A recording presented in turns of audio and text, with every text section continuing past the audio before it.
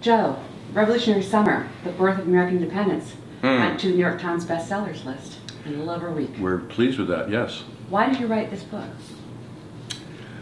I was looking for a story to write. That's the way I go about finding topics. You know, what's a story that needs to be told? Not a topic or an interpretive question, but a story. And I thought that the coming and winning of American independence was perhaps one of the most familiar stories in American history. Could I find a way to tell it differently?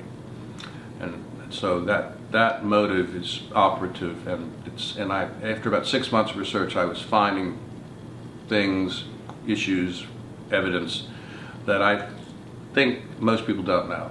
And so I got to tell the story in a way that I hope is distinctive. You found some news stories.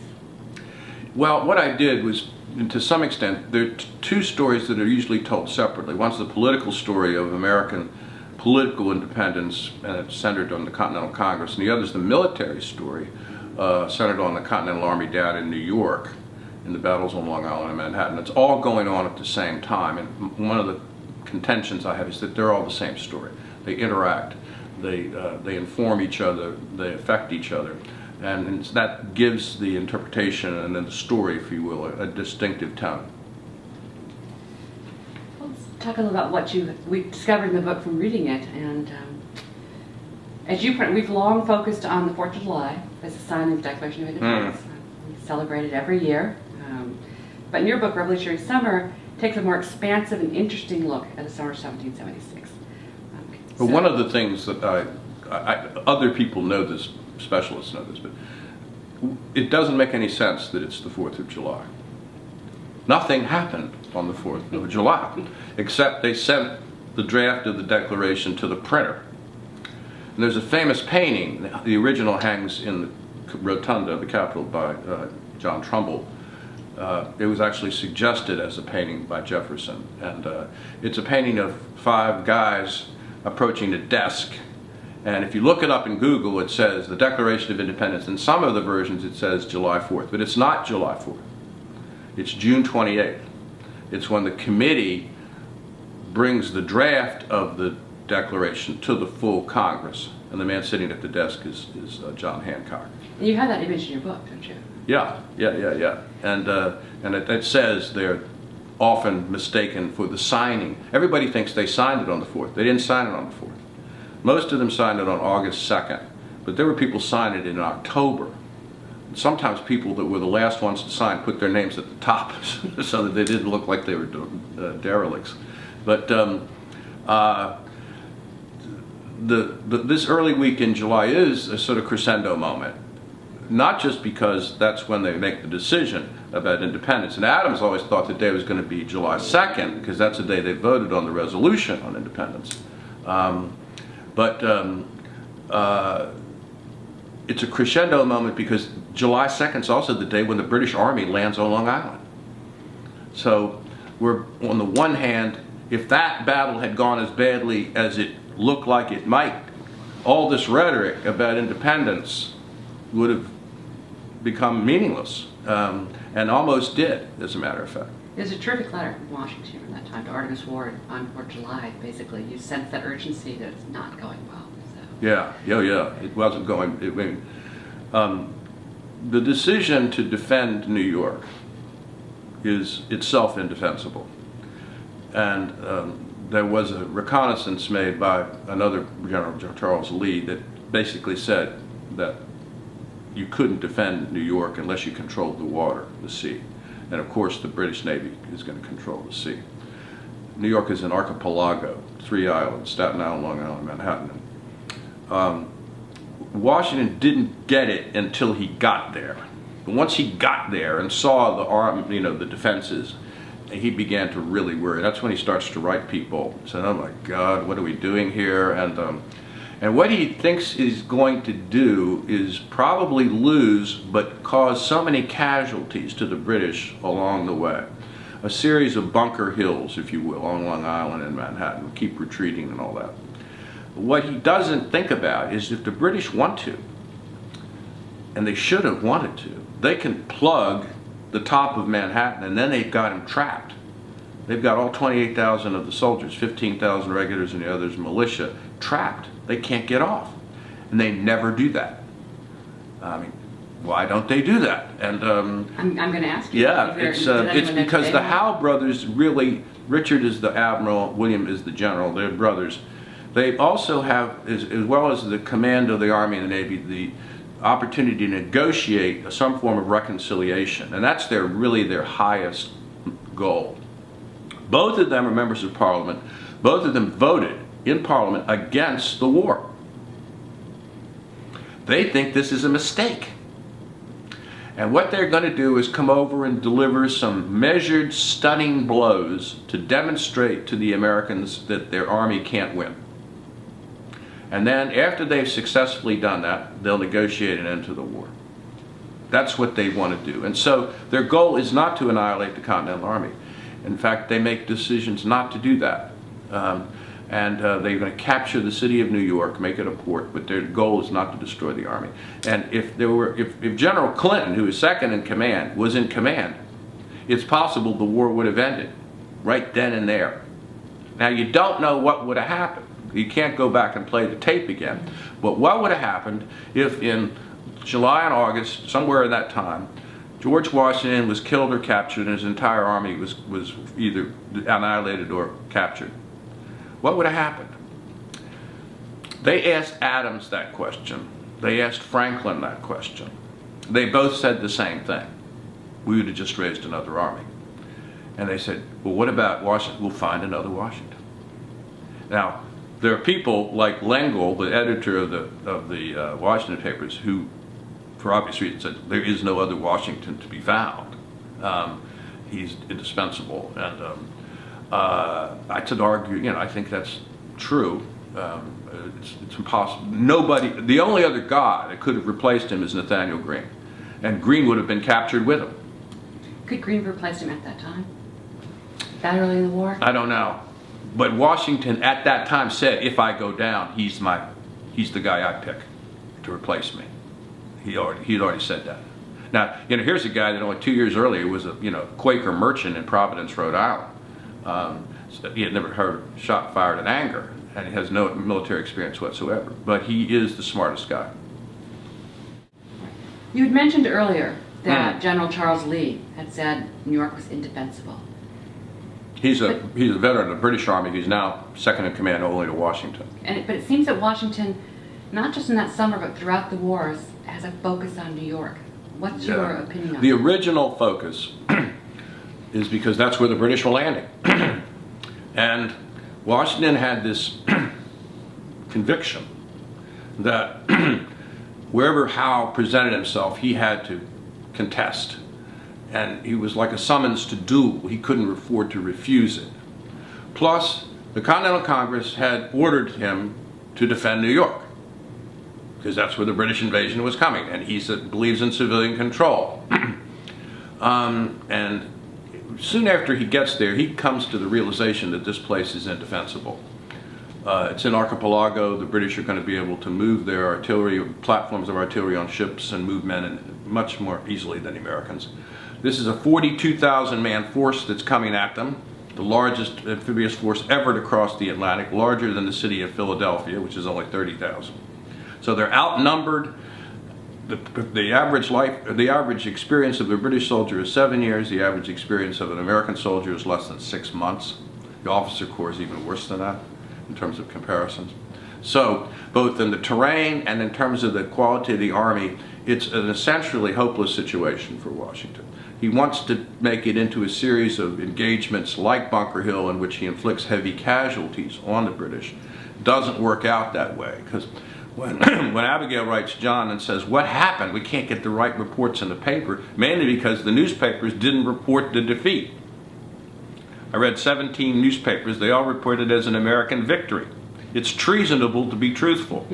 But she says, what happened? And Adams says to her, in general, our generals were out-generaled. And that includes Washington. However, the experience of New York, which he continues to be obsessed with throughout the rest of the war, makes him realize for the first time what kind of war he can fight and win. and what kind of war he should not try to fight and win. And it's called a war of posts. That's what they call it. It means only contesting on terrain and in tactical situations in which you have superiority and an escape route. It means a protracted war. And it's based on one seminal strategic insight. He doesn't have to win. How many great generals don't figure that out? Hannibal didn't figure that out. Napoleon didn't figure that out. Robert E. Lee didn't figure that out. They all lose. Washington is not tactically as good as any of those generals, but he gets the overall strategic insight right, and he wins. Or the British decide to leave, and they lose in that sense of the term. And that's what makes him a great military leader. When do the Howe brothers begin to understand this change in Washington's strategy, and how would it affect their approach? General Howe continues his campaign and eventually takes Philadelphia. And that's when he starts talking about Washington. And a lot of the correspondence has been lost. Only a few shreds of military correspondence as a wily fox. The old fox, he calls him. He realizes that Washington is going to play a different game, and it's going to be difficult to get him. And that he was always worried that's what Washington was going to do. He writes before he lands on Long Island, if I was in charge of the Continental Army, I wouldn't try to defend New York. I would just retreat to the inland areas, and then I'd be tough to get. And that's what Washington will eventually decide to do. But soon after that, Howe is relieved. He hasn't won the war quickly. George Germain, the equivalent of the Secretary of War for the British Ministry, becomes impatient with him.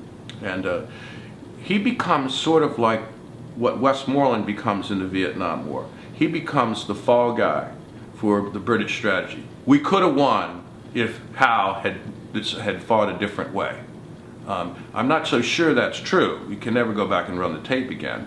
But they have hearings in Parliament on Howe's conduct. And so you can get to debates about, we could have won the war if Howe had fought it in a different way. Meaning if Howe had closed If he'd been more aggressive and decided to destroy the army rather than just capture terrain, yeah. What do you think would have happened had that happened?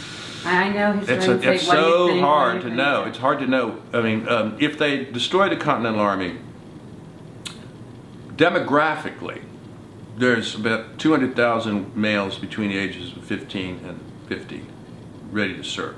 So we have the demographic resources to respond. What's unclear is how deep the political will was in the countryside.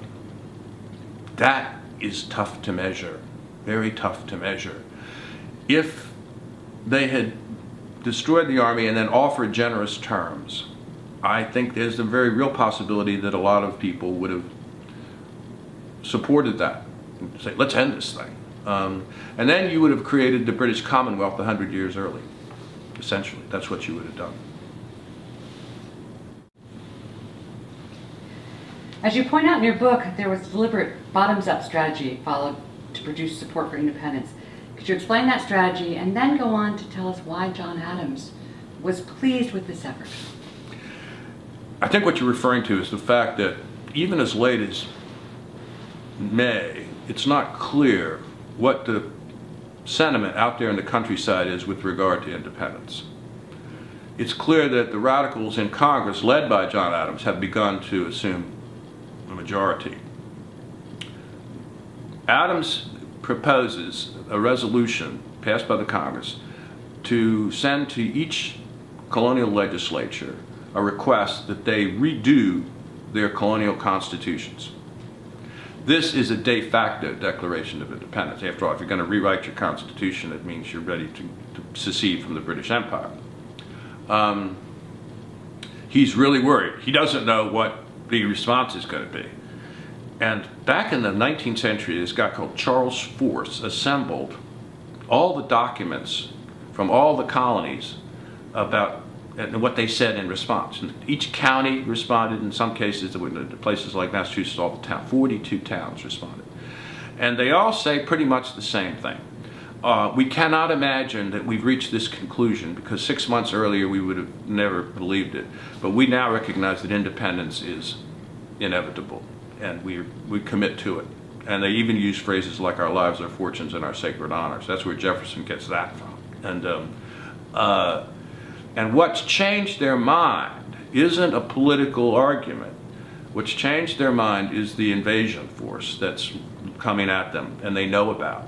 And they keep talking about the blood-curdling Hessians, too. That's a big thing for them. And the Hessians take no prisoners in battle, and that they know that. So that's the mentality that is going to be polled, if you will, and found to be sufficient. So Adams now knows that the votes are there and out there in the countryside, not just in the Congress. He is concerned, however, that once you open up Pandora's box here and say you rewrite your constitutions, there are all kinds of groups, artisans who believe that because they don't own property, they should still be allowed to vote. It's a property qualification. Northerners who think slavery is not something that we can continue to support in a union. Some women, including Abigail, who think that these arguments that are being hurled at George III have implications for patriarchy, and they do. Adams is really concerned that they're going to throw those things into the constitutions, and that's going to upset the apple cart, meaning let's get consensus on independence first, then we can talk about all these other things. But consensus on independence is the all-important variable for Adams. There are some historians that don't agree with this and believe that justice delayed is justice denied. I'm more of a Burkean conservative who thinks this was the appropriate way to go, and I'm an Adams man, I guess, in that regard. Washington would have agreed with this, to be sure, and that's how independence becomes a genuine majority position. And it doesn't get there until early summer of '76.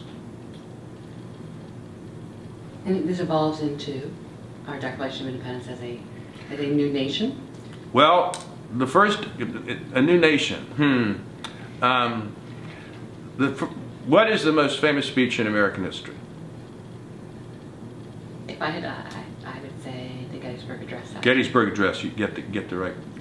That's the one. You could have said "I have a dream" speech, but that would be plausible too. The first sentence in the Gettysburg Address is, 77 years ago, our forefathers brought forth on this continent a new nation. No, they didn't. It was in Lincoln's interest to say that, since he was attempting to save the Union, but there wasn't a Union. There was a provisional alliance of 13 separate nations called states to fight the war against Britain and then go their separate ways, which is what they proceeded to do under the Articles of Confederation.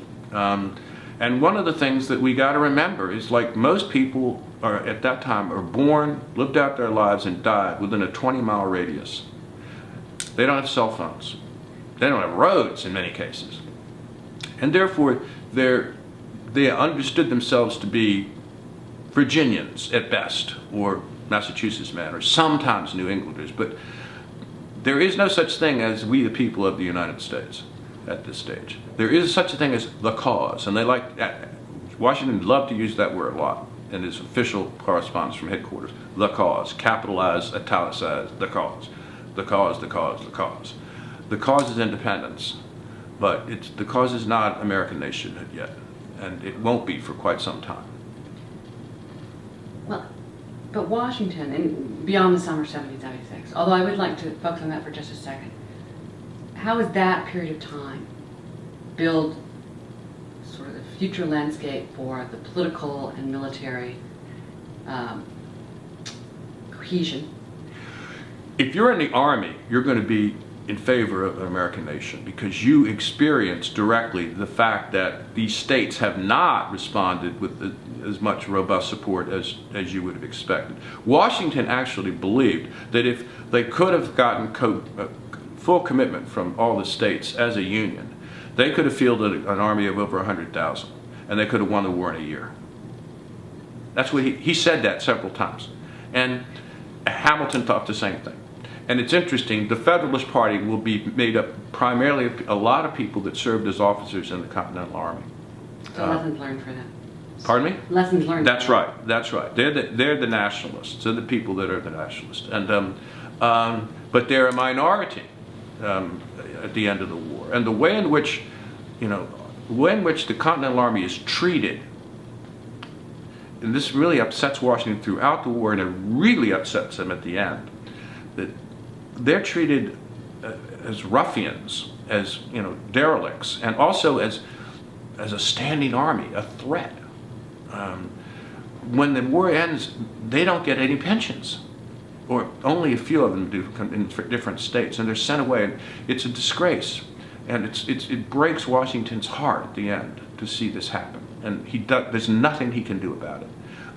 Though the famous speech in Newburgh is an attempt to get them to agree to leave peacefully and not to march on Philadelphia. Some of the soldiers hold it against Washington that he didn't stand up for him a little bit more, and that's the reason when there's a famous scene at Francis Tavern in New York, but there aren't many generals there.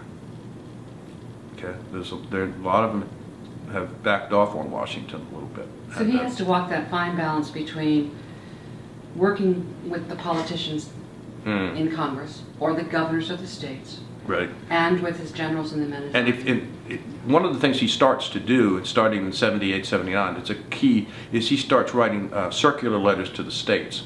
That's where the power is. Okay, you can write to the Congress and ask them for everything, and they'll say sure, but they don't have the power to require the states to ante up the money or the men.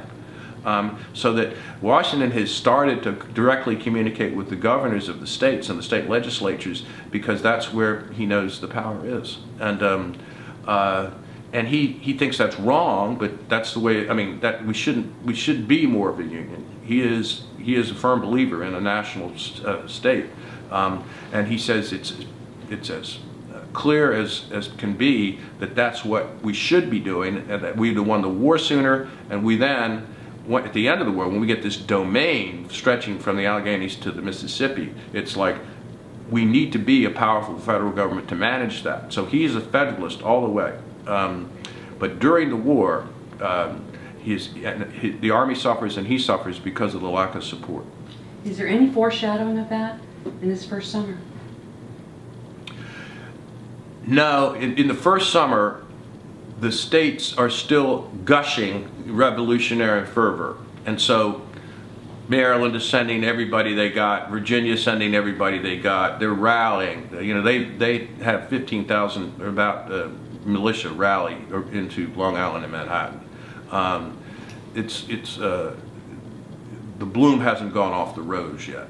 It's going to go off right after New York. So it's still revolutionary fervor that's propelling people to support the cause.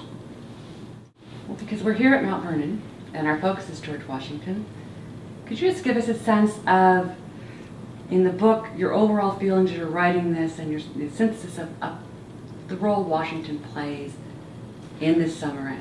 Washington is obviously one of the central players, if not the central player. He's the major figure on the military side of the story of 76. If you're trying to assess Washington's stature as a soldier and a general, this is the weakest moment in his career. This is the one he doesn't want to remember.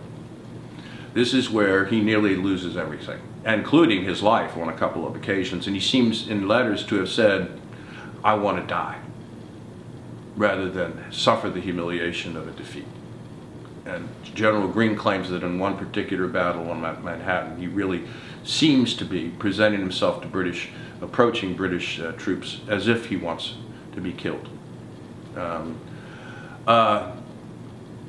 He is not tactically a first-rate general in the same way that Howe is. Howe is probably the most brilliant British infantry tactician. Flanking movements in every battle succeed against Washington in ways that seem obvious in retrospect. But Washington's greatest asset, apart from his resilience, is that he learns. And it's an expensive way to learn. But out of this experience, he begins to fashion the strategy that will win the war for independence. And he fashions it on the presumption that he doesn't have an army that can defeat the British army. And therefore, he has to fight a defensive war of posts, protract the conflict, and eventually sap the British economy and the British will, and eventually they will go away. And I think that is pretty much what happens. And it is this experience in the summer of '76 that initiates that learning process for Washington. So